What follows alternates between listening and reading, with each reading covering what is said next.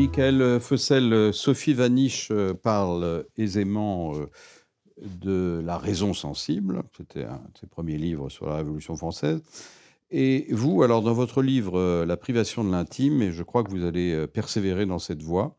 vous lancez, si je puis dire, le concept, l'expression de démocratie sensible. Ce que nous proposons d'appeler la démocratie sensible désigne une forme de vie politique fondée sur le refus de refouler un certain nombre d'expériences normatives. Je change un peu. Le qualificatif sensible renvoie à deux faits distincts mais d'égale importance. Et le premier est largement étudié dans la philosophie politique moderne. Il relève l'importance des affects, et c'est ça que je voudrais souligner, dans la constitution du lien démocratique. Importance des affects dans la constitution du lien démocratique. Ça ne renvoie pas, je crois, directement à Spinoza.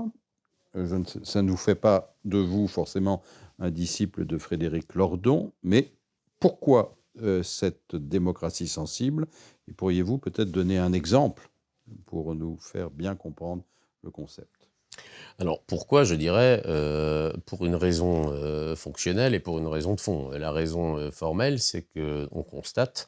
un désamour pour la démocratie, ou je dirais d'ailleurs, indépendamment de cela, je dirais qu'il n'y a pas de caractère, c'est là où je ne serais peut-être pas spinoziste d'ailleurs, il n'y a pas de caractère spontanément démocratique de la nature humaine. Par conséquent, ce que peut faire l'objet d'une valorisation dans certaines périodes de l'histoire peut faire l'objet de rejets massifs, mais liés toujours à des formes de ressentiment ou des formes affectives. Donc la démocratie sensible, c'est déjà essayer de penser la démocratie de telle sorte qu'elle demeure sensible au cœur, si je puis dire, c'est-à-dire que l'attachement à l'idéal égalitaire ne soit pas simplement proclamé, mais puisse être vécu.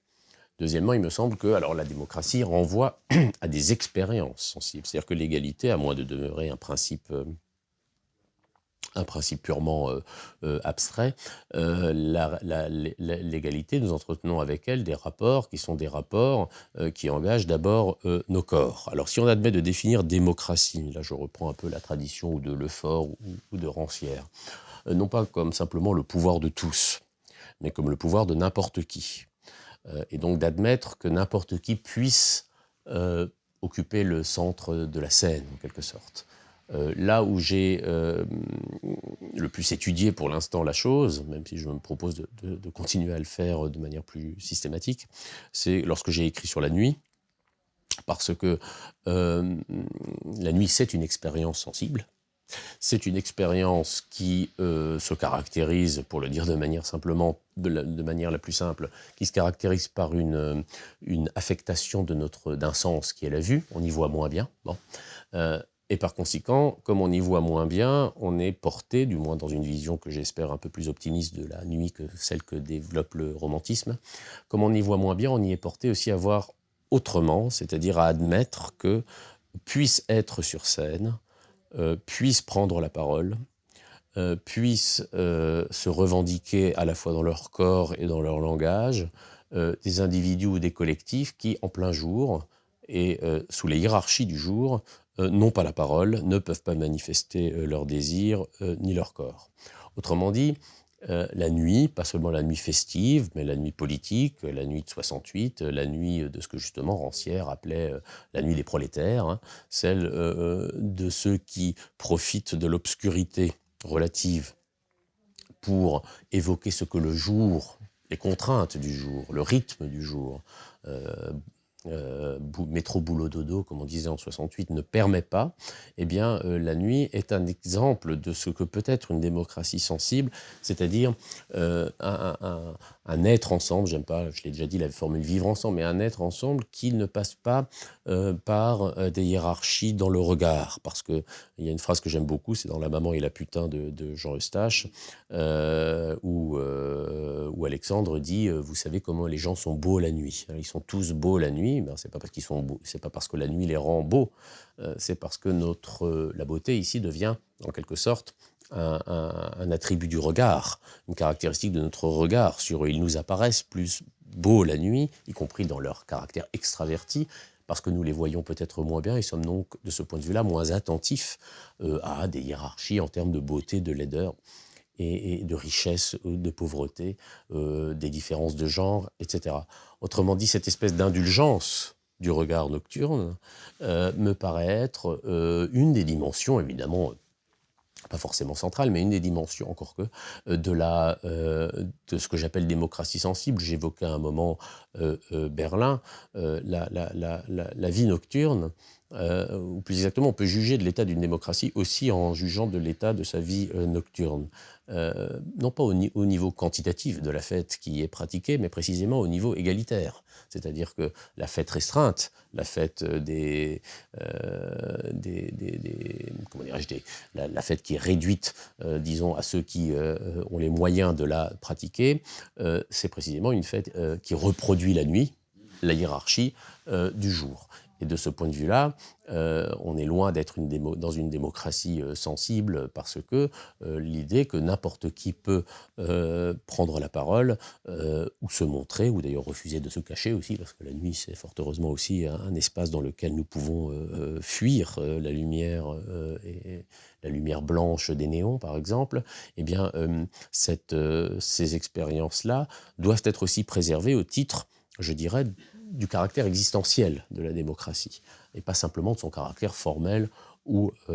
institutionnel. Après tout, on parlait de liberté, d'autonomie, d'égalité. S'il y a un lieu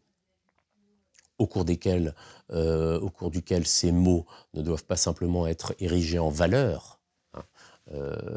plus ou moins sonnante, eh bien, ou trébuchante d'ailleurs, eh bien, c'est la nuit où l'ombre, la possibilité et de se cacher et de se montrer ne dépendent plus du type de projecteurs ou du type de hiérarchie qui sont à l'œuvre dans le jour, sachant que le jour est dominé dans les sociétés capitalistes par le travail. Alors ça, je comprends bien, mais en quoi démocratie sensible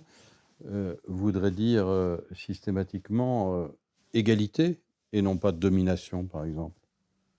Parce que démocratie veut dire égalité. Les effets de domination existent de jour comme de nuit, mais la sensibilité que j'entends dans la démocratie sensible, c'est une sensibilité qui est fondée justement sur un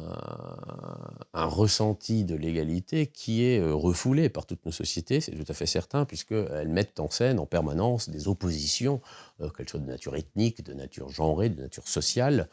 comme si finalement ce qui devait prévaloir, c'était en permanence un discours ou des images qui hiérarchisent en quelque sorte les formes de vie, alors que celles-ci, précisément, en tout cas dans une démocratie de droit, devraient être considérées non pas comme équivalentes, hein, c'est pas le règne du relativisme généralisé, mais comme au moins ayant un égal droit à paraître, indépendamment, je dirais, des effets de hiérarchie que tout un chacun fait. Il ne me semble pas que la démocratie, par exemple, comme encore une fois forme de société, est quelque chose à gagner, je dirais, à hiérarchiser en permanence, y compris maintenant on en est aux formes vestimentaires dans la rue, bon, selon des critères de laïcité plus ou moins réactifs, mais la possibilité, y compris d'ailleurs, c'est ça qui m'intéresse aussi dans la nuit, y compris d'être choqué par ce que l'on voit, y compris de ne pas être à l'aise dans ce que l'on voit, elle fait partie, au fond, on pourrait dire à la limite, c'est le mauvais côté de l'égalitarisme démocratique, mais qui suis-je, moi, pour pouvoir d'emblée décider de ce qui doit être vu, de ce qui doit être perçu et de ce qui doit rester invisible. Il me semble que ce n'est là ni la fonction d'un citoyen, ni non plus le droit d'un État que de décider d'emblée de ce qui doit être, de quoi au fond, doivent être faites, non pas nos vies, ça c'est autre chose, mais qu'est-ce qui mérite, encore une fois, de passer à l'état de la perception ou de la visibilité. La démocratie, c'est une expérience perceptive, et aussi, je veux dire, et ça consiste à ne pas voir dans l'autre, immédiatement, je dirais, le remplissement d'une catégorie qui le situe sur une hiérarchie, en général sociale, alors de ce point de vue-là, qui décide par avance des droits qui pourront lui être affectés à cet individu. De ce point de vue-là, la nuit a un avantage, je dirais, sensible, immédiat, c'est que, bon, ma foi, selon une image qui dit bien ce qu'elle dit d'ailleurs, on ferme les yeux souvent sur des choses qui sont un petit peu à la marge, disons, de la légalité, tout simplement, ce qui ne veut pas dire qu'on les approuve, mais ce qui veut dire que notre état n'est pas de celui du jugement ou de la condamnation, mais qu'au fond, on admet qu'il y a, dans une société démocratique, des zones grises à l'intérieur desquelles s'expérimentent aussi des formes de liberté. Est-ce que vous voulez dire que la démocratie sensible, ça induit aussi toujours la possibilité de reconduire la transgression? Il n'y a en tout cas pas. Alors, la transgression par rapport aux codes de conduite sociaux hérités de la tradition, oui, tout à fait.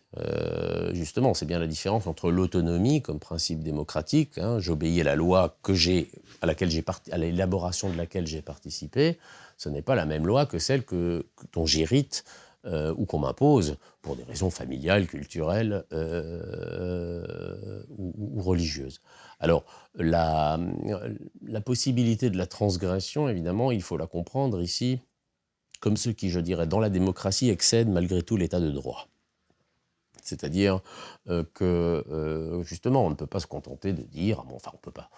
pour l'état de droit, on peut se contenter de dire que l'obéissance à la légalité à l'œuvre dans un état donné doit garantir à l'individu le fait de ne pas être poursuivi. Bon. Et je crois beaucoup en l'état de droit, mais je ne crois pas que l'état de droit suffise ou dise tout de la démocratie, car dans la démocratie, il y a justement quelque chose de transgressif par rapport à l'état du droit, c'est-à-dire le fait de pouvoir renégocier en permanence, et pas seulement par des discours, hein, parfois par des pratiques, ce qui est de l'ordre du permis ou du défendu. Je veux dire que le simple fait de s'arrêter à la légalité comme principe intangible de ce qui est permis ou de ce qui ne l'est pas, ne constitue absolument pas une garantie démocratique. La démocratie, c'est ce qui rejoue toujours la légitimité et l'illégitimité parfois même du droit, de l'état du droit, je veux dire, à l'intérieur d'une société. En ce sens, oui, il y a très clairement une part de transgression dans la démocratie si le droit en cours est toujours sujet à caution, à discussion et à remise en cause. Est-ce qu'il n'y a pas des limites à la transgression? La limite fondamentale à la transgression, elle est donnée d'abord par la mort. Je dirais que nous ne pouvons pas aller au-delà de ce que la finitude de notre corps nous permet, enfin encore que peut-être que des idéaux de nature, disons, transhumanistes nous permettront de le faire. Je ne suis pas sûr que ce soit une victoire fondamentale, si cela arrive. Bien sûr qu'il y a des limites à la transgression qui relèvent, je dirais, simplement de la nature du consentement de l'autre à cette transgression. En tous les cas, je ne voudrais pas que la démocratie elle-même devienne un principe disciplinaire d'interdit relativement au discours, comme on le voit beaucoup. Pour ma part, je ne suis pas du tout favorable, bon, c'est mon côté peut-être un peu libertaire, à toutes ces lois d'interdiction portant sur le discours que l'on doit avoir, non seulement d'ailleurs dans la sphère publique, mais de plus en plus avec Internet, et même dans la sphère privée. Il me semble que ce avec quoi nous avons intérêt à nous réconcilier un peu, c'est tout de même cette culture du conflit et l'acceptation que ce conflit ne soit pas une simple foire d'empoigne pour éditorialistes sur chaîne d'information en continu, bon, comme c'est le cas aujourd'hui, mais traverse la société elle-même et de ce point de vue-là, admettre, je dirais, la figure de l'autre. On parlait à un moment de Berlin, de la ville, la grande ville. Qu'est-ce que c'est qu'une grande ville historiquement? Je pense aux grandes descriptions qu'en ont donné Zimmel ou Max Weber. Une grande ville, c'est une ville où on rencontrera un prêtre en soutane, une prostituée, où on rencontrera des êtres qui sont précisément, pour notre regard, d'une différence de nature, je dirais, en quelque sorte, dans leur apparaître. Bon, c'est l'acceptation aussi. C'est pas pour rien que la démocratie est née en ville, hein, toujours, aussi bien en la Grèce antique que dans les systèmes communaux qu'on évoquait tout à l'heure. Le goût pour la démocratie, c'est le goût pour une forme de diversité acceptée qui ne consiste pas à valoriser la diversité pour elle-même, mais pour l'égalité qu'elle met en scène. Et par conséquent, de ce point de vue-là, si transgression veut dire, et aujourd'hui le champ de la transgression c'est restreint, c'est-à-dire, enfin plus exactement, la transgression arrive beaucoup plus vite, compte tenu de tous les interdits qui pèsent sur nous, la transgression, en tous les cas, de ces règles hygiénistes de vie en particulier, me paraît tout à fait indissociable de la démocratie.